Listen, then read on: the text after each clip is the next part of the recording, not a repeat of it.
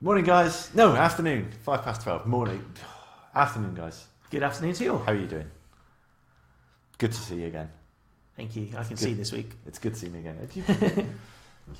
You could see last week, couldn't you? It was the in-between bit. Oh, it's the in-between bit that had issues with looking and seeing stuff, yes. Yeah, we temporarily blinded Jason, so please excuse him. As always, guys, usual rules apply here with the Facebook group. Leave a comment during the recording. We are watching as we record live, so we'll kind of leave a Q&A, I think, towards the end of the episode. We're talking luck today, so, we asked you guys in this group last week if you consider yourselves to be lucky. We got a resounding yes. So there's kind of a lot of topics, a lot of different areas we're going to look at today. People who've had lots of good luck, people who've had lots of bad luck,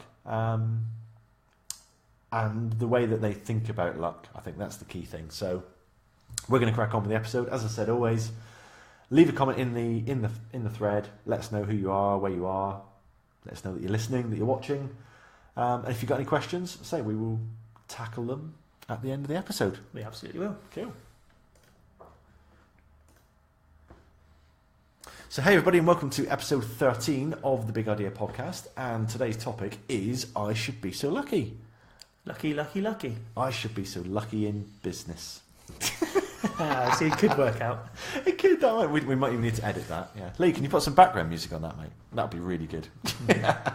So today we are talking about luck, and we have deliberately chosen episode 13 to talk about luck because it's our 13th one. Because it is our 13th episode, and 13 is an unlucky number, isn't it? For some. Do you know I used to live at number 13? Did you? No, I didn't. I was going to say. But I would have done if there'd been a number 13. I lived at number 15. Next door to me was number 11. So I should have lived at number 13. Would I have had a more lucky life if I'd lived at number 13 rather than number 15? No, but it's probably easier to market number 15 than it is to market here coming later on number Exactly, 13. Yes, I could have bought my house cheaper if it was number 13, which then would have been lucky. Yes. Well, not for the house builder anyway. But to me, it's luck is a myth. It's something that you create. People say, "Oh, create your own luck," and I always paraphrase whenever people say to me, "Oh, good luck with the presentation," or good luck with the sales campaign. I always sort of paraphrase the Back to the Future film and say, "Where we're going, we don't need luck," because I do think what's luck got to do with it? Is that another song? What's love? Oh, that's love, isn't it? Yeah. But, I'm either ready for this presentation or I'm not. Do you think people get mixed up with the word luck and success? Yeah. Do you think that's the bit which is probably key? Yeah, it is, because I think if you see someone who's very successful, the easiest option is not to go, oh, they've worked really hard, they've put a lot of thought into what they're doing and actually planned out step by step what they need to do. Now they're lucky, aren't they? They're just lucky. I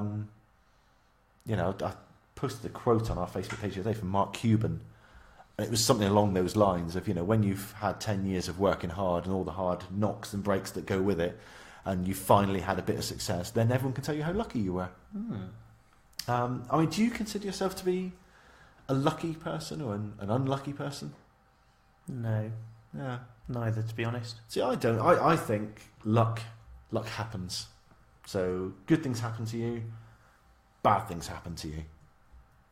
People who say that they're unlucky may have had more bad stuff than good, or it may be just that they remember more of the bad stuff and they didn't even notice the good stuff that was happening to them. Yep. Do you think that's it? Yeah, everybody remembers the bad things, don't they? Because they're the ones that you play on your mind all the time. You kind of think about them more. Whether you kind of have a bit of good fortune or good luck or good things that happen, you don't tend to remember them.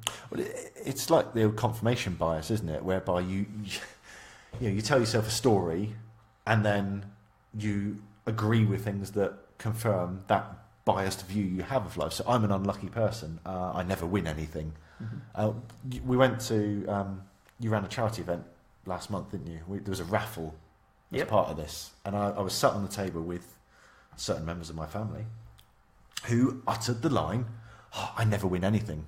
So we bought raffle tickets. "Oh, I never win anything." And they then won a shopping voucher and a box of chocolates and a tub of biscuits. And they'll probably, next time there's a raffle, they'll probably utter the line, "I never win anything." Well, they do, but they've just said, well, there's only a tub of biscuits and some chocolates and a gift voucher, but I never win anything. And if you go around telling yourself, "I never win anything," well, you start to believe that because, well, why would you buy a ticket? Why would you buy a ticket for the raffle if you know you're not going to win? I was unlucky the other day. Were you? Yeah, I went to football and had one of those 50-50 tickets, and my number was one number out. That was a bit unlucky, I thought. Is it? Or is that lucky? It's just the way it was. Lucky I didn't win. No, I'd rather like to have won. But I mean... But it wasn't that lucky. No, but it wasn't, because that's interesting, because what difference does it make being one away versus being 157 away? Did you win? No. Right, same outcome. Yes. You know, If I had one more number, if I'd have bought £4 worth instead of £3 worth, I'd have won. you would have. So next time I'm going to have to buy £100 worth. Or if you walked in 1 minute later, you'd have won. Yeah, we've all been there and nearly won something, but that doesn't make you unlucky. Luck is just... Oh, I mean, you know, we run sports betting businesses, so I've done a lot of reading on kind of odds and probability over the last year, and there was this quote in this book I read last year which said that luck is probability taken personally. And that's exactly what you've just done there. You've said, well, the probability of me winning is 1 in whatever, but I was 1 away. That's so unfair. I'm so unlucky. I didn't say it was unfair. I just felt...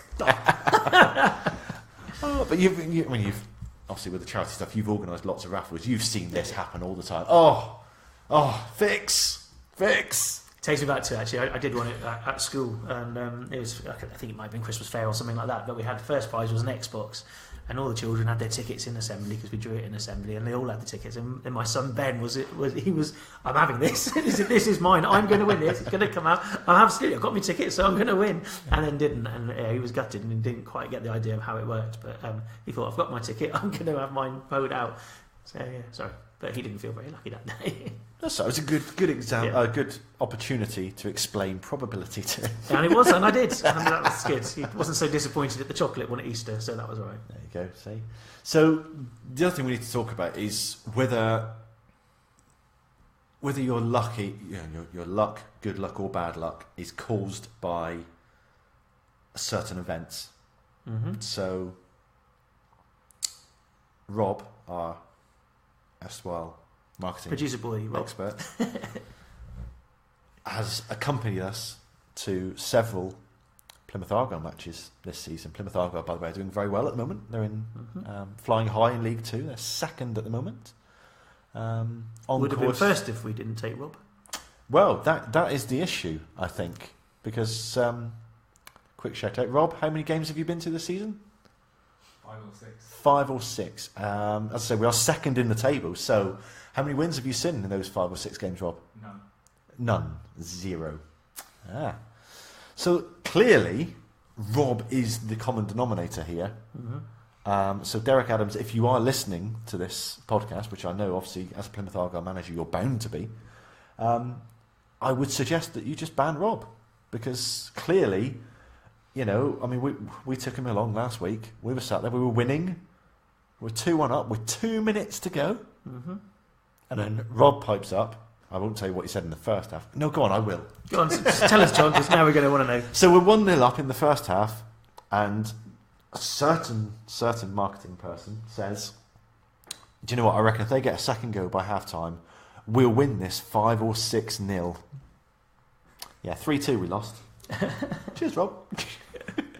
But we were talking about this before we came on air, and we've identified actually it's possibly not Rob's fault. That's just sort of correlation. We always talk about correlation versus causality. So did Rob's attendance at the game cause Plymouth Argyle to implode with 2 minutes to go? I suppose it depends if he was part of the dressing room talk, I guess, at the beginning. Guys, I'm watching today, the pressure's on. No, that was my dad, actually. Oh, your dad? Yeah, he did. He actually collared Derek Adams before the game and had some excellent words of wisdom for him. I think he said, make sure you win today. And, whether that message didn't get through to the players or what, I don't know. Whether, the inspiration of my dad just didn't quite make it through. But anyway, the other potential reason is my lack of buying a pasty that day. Because, again, when I have bought a pasty on the way to the football, we've won. Right. Pretty much every game, every home game this season that I've been to, where I've bought a specific brand of pasty, not just any pasty, specific brand of pasty at a specific shop, we've won. And I didn't buy one on Tuesday. And Rob was there. It's no wonder we lost. So the moons were not aligning. Yeah. Or that could just be complete one of those correlation. Things, yeah. And the cause of the implosion was actually the fact that we had a couple of injuries and we were really tired, and the other team were just up for it a bit more than we were. Mm-hmm. And it's all their fault. It's not Rob's fault. It's not my fault for buying a pasty, for buying a pasty or for not buying a pasty. It's not Rob's fault for being there or not being there. It's the team's fault for not preparing properly, for not defending a corner properly, for not being able to avoid being hurt by a crunching tackle, which still angers me to this day. Which brings me on to one of the members of our Facebook group who joined relatively recently and was in a spot of bother with his business. And he came along and started posting on our group very defensively, is that the word? Yeah, kind of negative. I'd say negatively, really. It was kind of, I'm having this problem, and it's all somebody else's fault.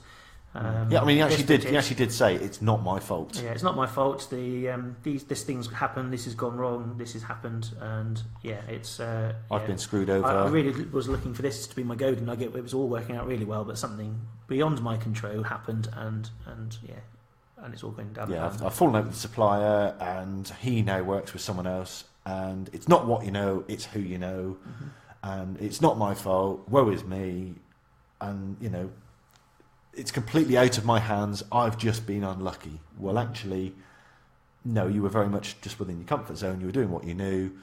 You fell out with your supplier because you weren't nurturing that relationship. So that's within your control. Someone else has come along and made better friends with that supplier. Therefore, they're now having good luck. Are they lucky? Or are they actually putting in hard work in the right place? And you read a book on this, didn't you? I did actually. Yeah, Excuses. The Magic of Thinking Big. It's a David Schwartz title. I hadn't realised until today that it was written in 1959, but all of the content of it is quite relevant to even today's, which is rather good. And he talks in his book about excuses, and people like to put in excuses.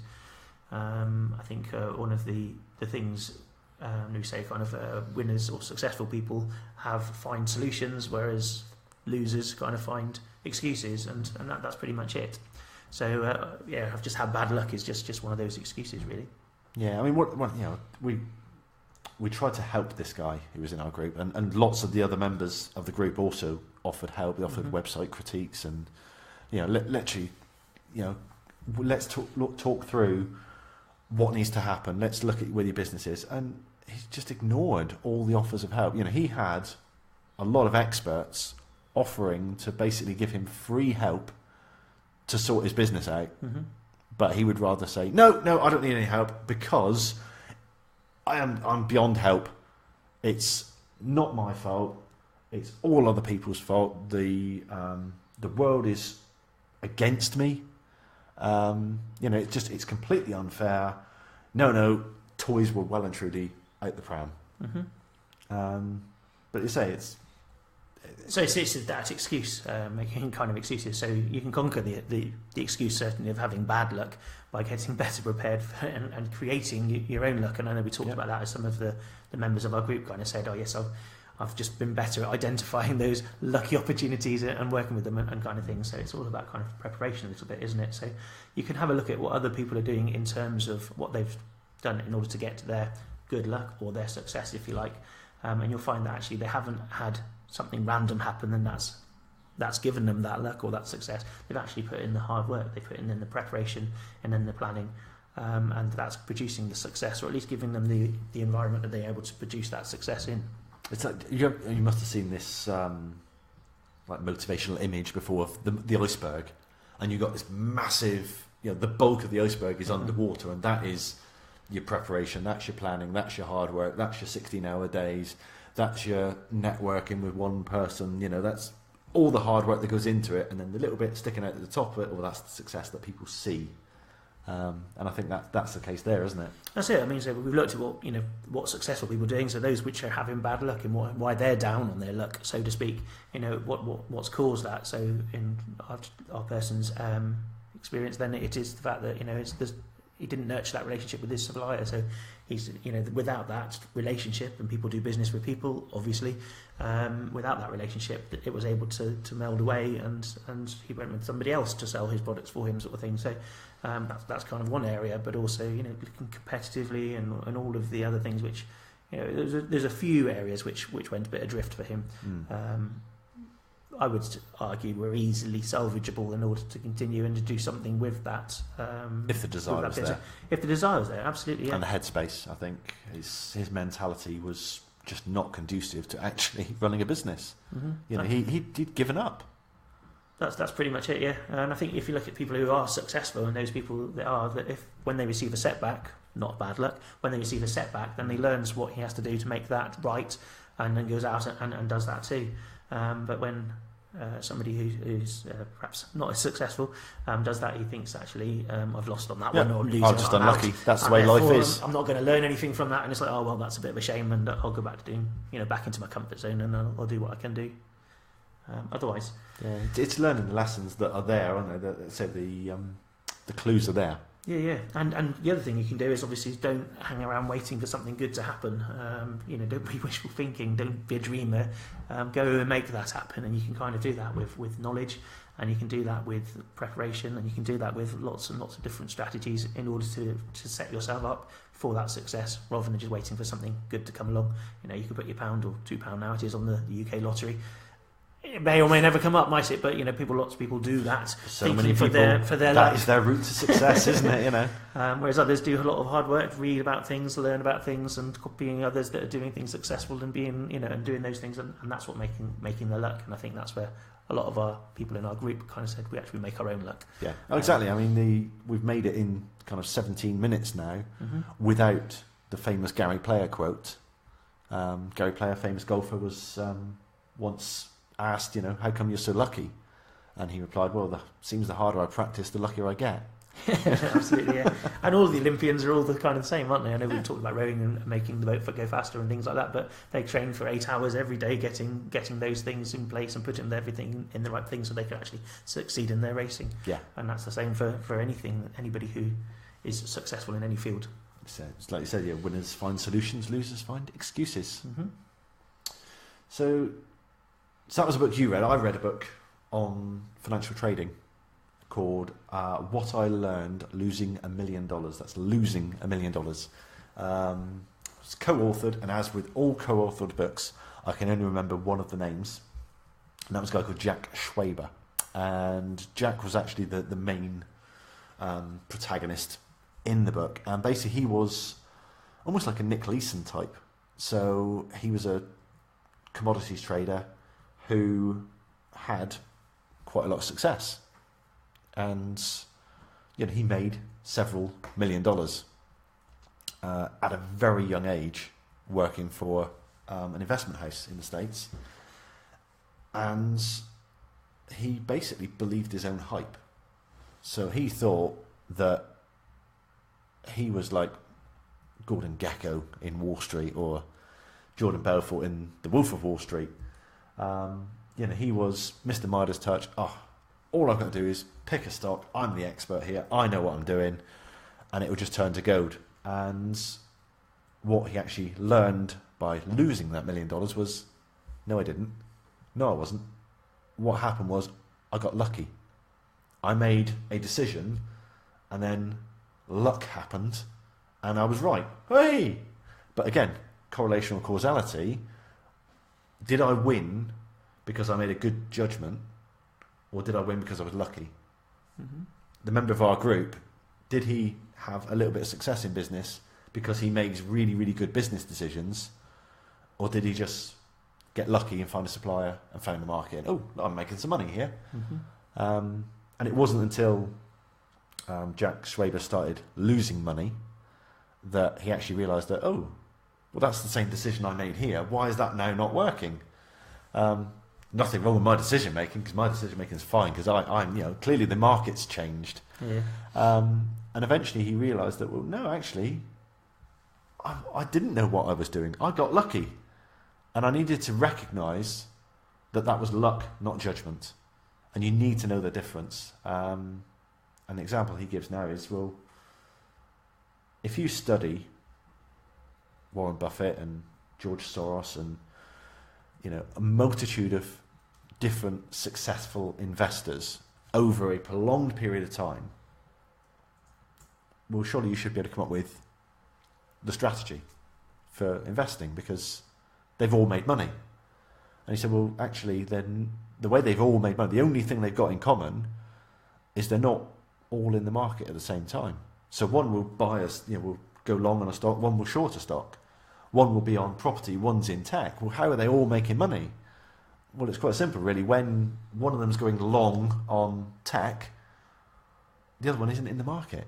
Mm-hmm. The other one doesn't believe in it. You know, and when property's crashing, the guy who's pro-property is out of the market. His money's sat on the side because he knows that I've run by the figures. You know, we've got again, one of our horse racing brands is run based on purely numbers. Mm-hmm. So it's got nothing to do with actually I'm an expert and I can look at these horses and I know, you know, greys over this distance always win.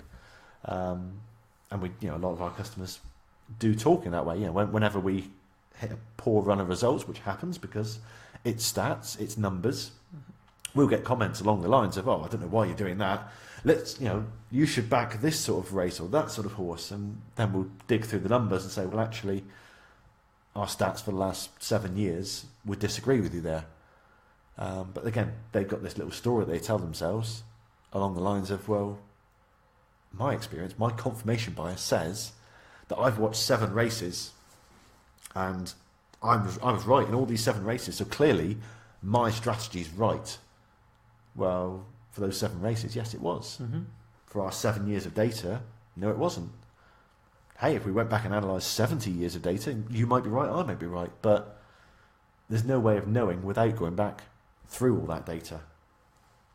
So we had a little bit of that, and we've had periods in our business where we've had the Midas touch, where I've just, you know, certainly thinking back to kind of early to mid 2000s, I felt that everything we touched turned to gold. It's like, oh, just have an idea for a business. We kind of knew the system, it kind of worked, and we were running with it. Every option that we could kind of use, we were deploying. Yep, have an idea on Monday, build a website Monday afternoon in about 5 minutes, submit it to Google. Oh, it's number 1 on Google. Okay, let's earn some money off that. Rinse and repeat. Yeah. Easy. And yeah, it was basically, did I have the tremendous business sense that I was naturally gifted at that, or was I just in the right place at the right time? You know, I think absolutely right place, right time. But at the time, and a little bit of knowledge which let you get to, actually, this is what we've got to do, this is how it gets to number 1, that's it. But then it was a little bit of knowledge, you didn't kind of need an awful lot. It was absolutely a little bit of knowledge, it was simple stuff, you know, yeah. It was not complex at all. And then, yeah, but then that was, at the time, I attributed that to, well, I'm this brilliant businessman who's going to be worth 100 million by the time I'm 30, versus, yeah, I was actually just lucky at the time, right place, right time. A couple of years later, then we had the fiasco down at our office, whereby, you know, we'd sold one of our businesses, we had a bit of cash in the bank, we thought, oh great, things are going well, as long as we don't get a nice big unexpected bill, and then we got landed with a £90,000 repair bill for an office that we'd been in for, what, 18 months, 2 years? Yeah, that was, That's us not having the knowledge, really. And but at the time, yeah. that's bad luck. Oh, how unlucky is that we get hit with this bad bill? Well, actually, how lucky was it that we actually had the money that we'd sold from the business? Because if that had happened 12 months earlier, we'd have been probably out of business. How lucky was it our landlord was clever to stitch us up with such a... Well, again, were we unlucky that we got stitched up with this terrible contract, or was it our fault because we didn't hire a decent solicitor to actually go through that and say, hang on, lads, whoa, have you seen what you're signing for here? Yeah. Just for those who don't know, we kind of took on an office building.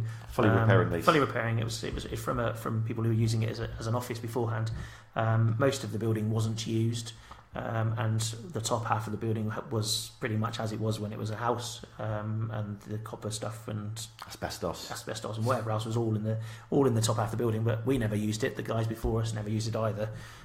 So we kind of went and we exercised our break clause in the contract to come out of the office. And only to be told, well, actually, you've got to make the building good, and you've got to make the garden good, which nobody's ever been into or touched, and you've got to fix the roof, and you've got to take all of the bad stuff out, and every room's got to be habitable and things like that. And it's actually, well, no one's been did it for 50 years. How did we end up having to do it? And £90,000 bill. Yeah, it was like the old Shakin' Stevens song, This Old House, wasn't it? Every line of that was something was wrong with this office. And they just thought, yeah, well, actually, you can do 70 years' worth of repairs when we've been in there for 18 months. But, yeah, that was our fault. We actually did manage to get it. It cost us about 10 grand. In the end, we did a lot of the work ourselves. We negotiated. We actually did get a decent solicitor in then to actually do some negotiation skills and say, look, this ain't on.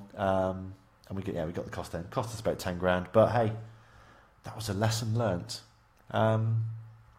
So I wanted to briefly talk about a couple of people who I think have been either lucky or unlucky. And first of all is my mum. So my mum is 74 this year, and she lost her brother. So her brother died when he was 17. So she would have been, I think, 15, maybe 14 or 15 when he died. So he died late 50s. He was in the army and he was in Germany, and his truck ran over an unexploded landmine and blew him up. That was the end of him. So I never met him. I'm actually named after him. He was called John. She then lost her dad in the 70s. So again, she would have been in her kind of early 30s. Lost her dad. She lost her mum a few years later, in the 90s that was actually. So, yeah, she was growing up by then. And then 3 years after she lost her mum, she then lost her daughter. So my sister died 2001. So by the time she's kind of 60, she's lost her only sibling, both her parents, and her daughter. So is that luck? Is that, is she an unlucky person, or does this happen to people and it's just random? Because she's now in the position whereby she's still got 2 children. She's now got 6 grandchildren. She's got 1 great-grandchild. That is life carrying on. Mm-hmm. She's got the experience of that. I mean, she's never really moaned about it or, said that she's unlucky. But you just look at that and think, well, actually, to have had all that happen to you over your lifetime, it's almost like, what's that bloody author called? The Give me more. Female author does like East End stuff. Can't think. Anyway, it's like one of those where they go through the decades and everyone dies. Right. But yeah, I liken that to the positivity that her mum, so my nan, had, because she lost a child when she was, she would have been 50, 40. Yeah, she would have been about 45, I think, when she lost her son. Then she lost her husband 10 years later, 15 years later. So yeah, she was widowed and had a child die, but she was the most positive person I ever knew. Mm-hmm. She always had a smile on her face and a cigarette in her hand and a brandy in the other hand. That may be why she was so happy. But, lots of people would have said, oh my God, my husband's died, my son's died, that's my life over. I'm an unlucky person. But she was so positive. Bad things happen, don't they? That's the thing. Yeah, and some people attribute that to luck and not luck. Yeah. Obviously, I do lots of things with cancer research, and 1 in 2 people are going to have cancer at some point. So, are you lucky that you're not one that has, or are you unlucky that you're one that does have it? It's kind of. But cancer isn't discriminatory. It doesn't go. No. I'm going to get you. No. Because you deserve it. Because it's literally there. So is that luck, or is that that's it? You hear some people who survive cancer call themselves lucky survivors, kind of thing, and there's thousands and millions of pounds which have gone into research to keep you alive, kind of thing. But does that mean you're lucky? Because some people don't. So that's really deep. Well, I'm going to do an in-between episode on almost that exact subject in a couple of weeks' time. But there's a story of a lady who was given 9 months to live. And point blank refused. No, cancer is not going to tell me when I die. I'm going to beat this. Like every doctor was saying, no, I'm sorry, this is terminal. It's you've got at most 9 months. 2 years later, she is completely benign. She's in remission. She's completely lost the cancer. But that was her absolute determination that no, I'm not. Bugger luck. Yeah. I'm not leaving whether I see my children ever again down to luck.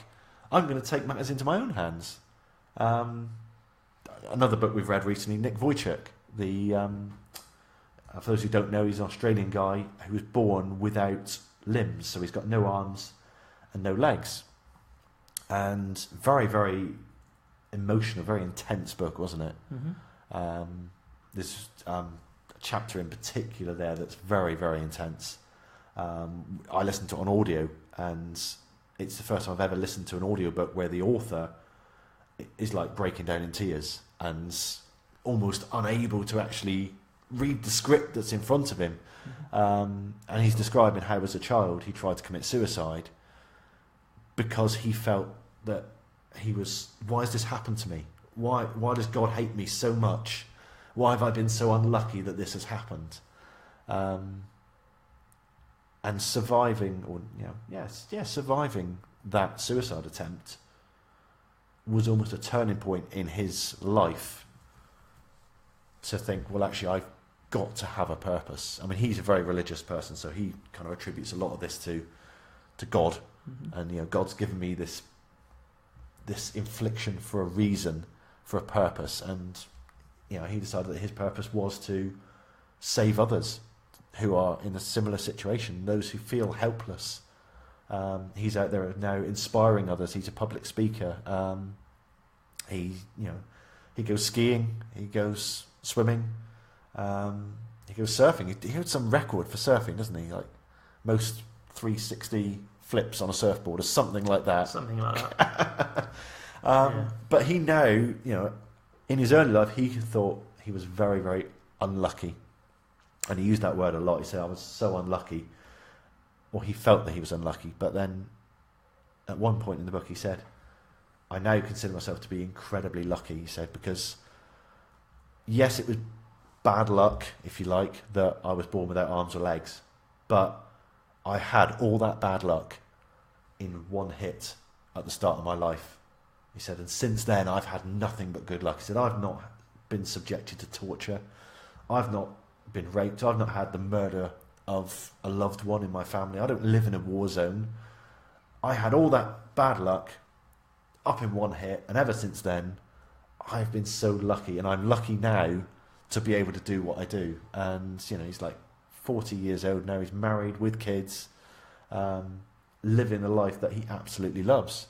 And I think a lot of that is being able to look at when good luck does arrive, because say luck, bad luck, good luck will happen. When it arrives, you've got to double down on it. You've got to spot that opportunity and run with it, because you don't know when that luck's going to come again. Mm-hmm. And when the bad luck comes, you've got to first of all evaluate, is that bad luck or is that bad judgment? And if it is just bad luck, say, oh well, luck happens. What's next? What can I do next to actually spot those lucky opportunities? Which, as I say, we did a survey in the Facebook group, didn't we? Mm-hmm. 95% of them said, "Yep, I'm lucky." Yep. Now, do we have a disproportionately amount of lucky people in our Facebook group? No. Or do we have a good proportion of people who make their own luck?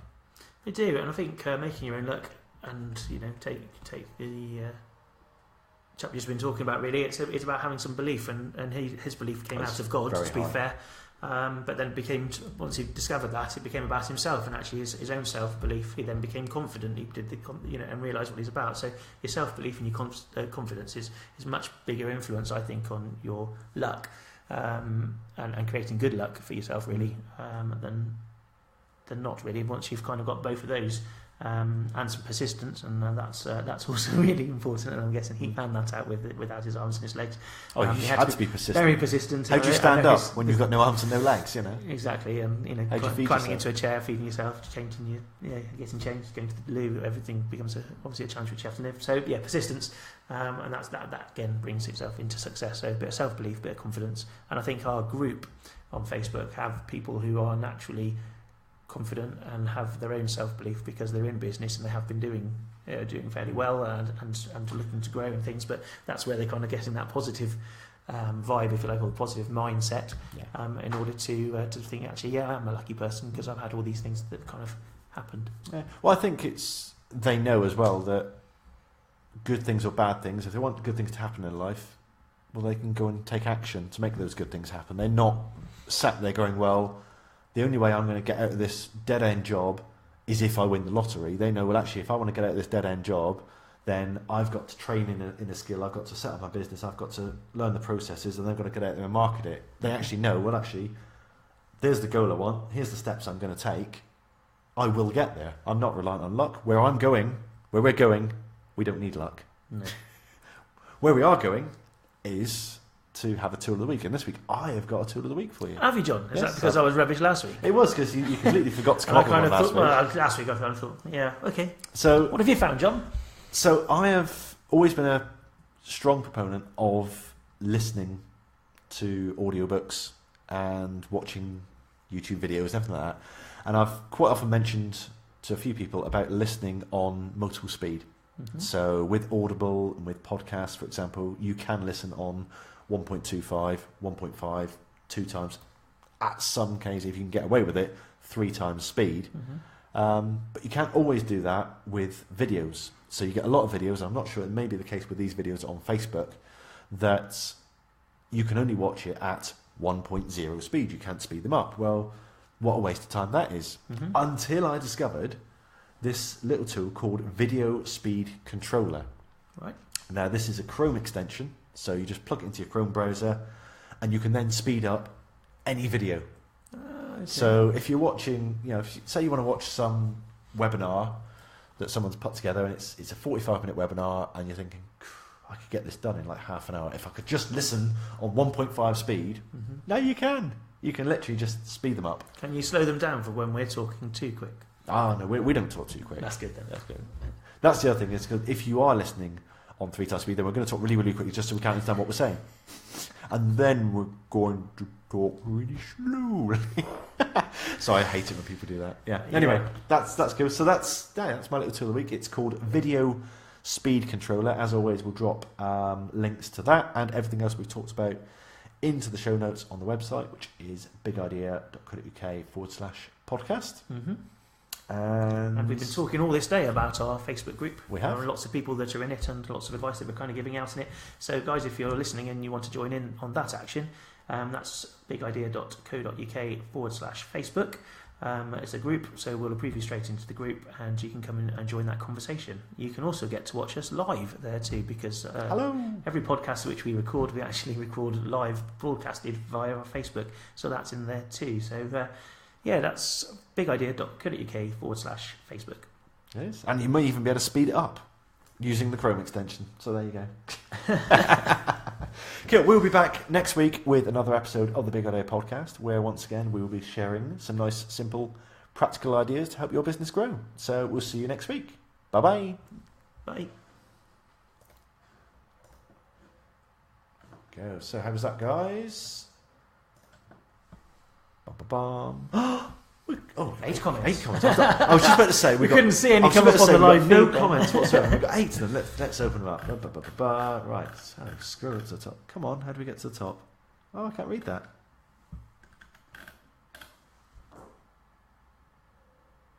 So, Dan, you said something along the lines of you can't make your own luck. By definition, luck is something that comes to you. No, yeah. You can certainly increase your chances of getting good luck with your self-belief, as we've been talking about. You can certainly increase your chances. I mean, thinking about horse racing, for example, because that's obviously one of our businesses that we're into, you can increase your chances of picking a winner by doing lots of different things, studying the horses, following our ratings from Form Ratings, for example, listening to our tipster who spends all day doing the stuff for you. So it's lucky to win on the horses. You're actually increasing your chance of finding that winner by learning a little bit more about that particular race, that particular horse, and things like that, aren't you? Yeah. Yeah. You agree with that? No, no. Well, I do, but I'm just that definition of luck. Yeah, I suppose it's the outcome, isn't it? You can affect the outcome. Yeah. Luck is always going to happen. So yeah, Dan says in a raffle you could be annoyed by being one away. I was annoyed. If you buy your ticket just before or just after winning, you could. But so if I bought one more ticket, what difference does it make if you're 1 away or if you're 25 away? It's still a losing ticket. I know. I totally get what you're saying because I've been there. But it is still a losing ticket. Nikki, no, you're not a Jana. I am. I was born within the within the sound of the Devonport bell or something? It's something like that, isn't it? Wasn't it? Yeah, something like that. Yes. Yeah. Yes, we are. I think she's more didn't realise that we were. Yeah, absolutely. But we are. Yeah, we're just sophisticated and well travelled and well spoken. J. Lil, you could say being hurt from a crunching tackle is unlucky. Well, no, it's bloody painful. You could say, but no. Is it unlucky, or are you putting yourself at risk by being on a football pitch? Yeah, that's one thing. Yeah, again, it's an action that you've taken that is likely to, if you're going to be a football player, at some point you're going to have an injury from a bad tackle. It's going to happen. It's probability. Say it's unlucky. It's probability taken personally. I love that. Sorry, I do. Very good, He's coming out. And Daniel, there was no helping that guy. There wasn't, absolutely. he was. I mean, we did. Everyone was offering help left, right, and centre, and he was just a closed door. He's like, no. I'm beyond help. I'm an unlucky person. It's not my fault. I've just been screwed. Life's unfair. And all the cliches about it's not what you know, it's who you know. It's like, well, actually, go out and network with people, make those connections. Then you can say, yes, it is who I know. Yeah. Hang on, I missed one there. So J. Lil again. I would not be in the job I am today if I didn't apply for a job that started it all off when I was 17. Randomly saw an ad for this job in the Free Metro newspaper. Wasn't looking for this ad or in the job pages, but if I'd not gone into London that day, I would not have seen it. Is that luck? Is that luck, or is that like you were open to that opportunity? Why were you scanning the job pages? Why were you going to London? It's fate transpired to put you there. Daniel points. You that's how spotted the opportunity. Could it be luck or fate? Yeah. And is it lucky how my fiance Emma met? I quit my job at the AA 2 weeks before the party that we all met at, and if we hadn't quit, hadn't been working that night, and we wouldn't have met. Fate or luck? Yeah, it's fate. You know, I mean, well. If only I could speed up this live broadcast. Cheers, James. Anyways, mate, we'll do fast that forward. Is unlucky, isn't it? There you go. I sped through those last 3 comments. So that is the perfect example of. I just speaking about my mum in that broadcast. When I first introduced my mum to Sky Plus, and she said, "Oh, that's good." So I explained, you can pause live TV, you can rewind it, you can fast forward, you can play it so many times. Oh, that's brilliant. She said, "Can you fast forward live TV?" I said, "Hang on, let me go on." I said, "Lottery results are on in a minute. We'll fast forward to it."